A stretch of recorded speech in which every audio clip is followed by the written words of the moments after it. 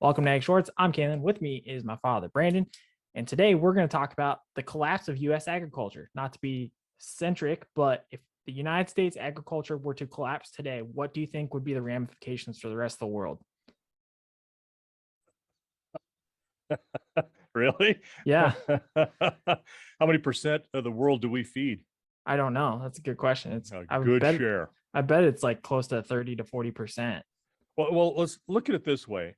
Um, it depends on what you mean by collapse, really, because if you talk about having less and less food in your mouth worldwide, that's one thing. Yeah. If you talk about it being a viable business for family people, family ranchers and farmers, then it's been collapsing for a long, long time. That's why there's less and less people doing it. Right.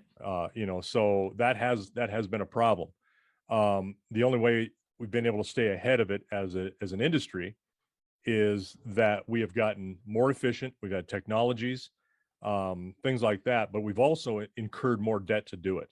So it's a kind of a treadmill where those that are doing it for a lot of production or at the corporate level are probably making money, or they got great CPAs.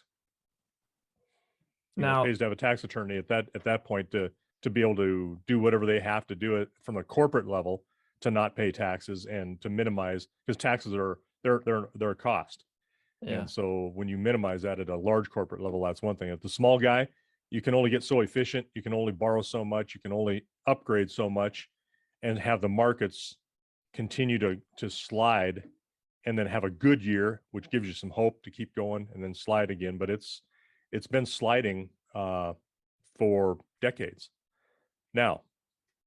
If you quit producing food, or we quit exporting food, and people are hungry, you tell me what's going to happen. What's happened? You're a history major. What's happened over the centuries? Yeah, I can tell you right now. I'm listening to a podcast about the French Revolution, and I'll just leave it right Mm. there. Let them eat cake. Yeah, Well, exactly. there's a couple issues there. One being out of touch, and the other with Yeah. famine, right? Or not Well, not having enough. Yeah.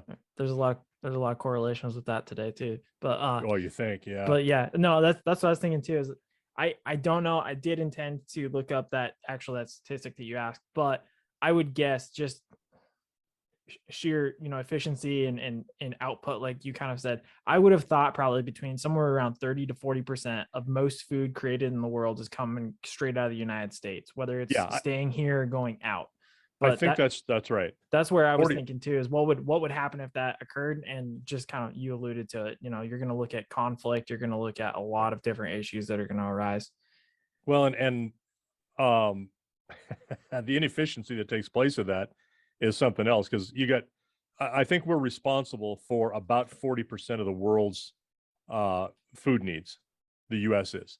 Yeah. So, what happens though when people get hungry and they start going out and starting to get food, or change things politically so that they can eat? What kind of things go on then? They usually don't try to just get food.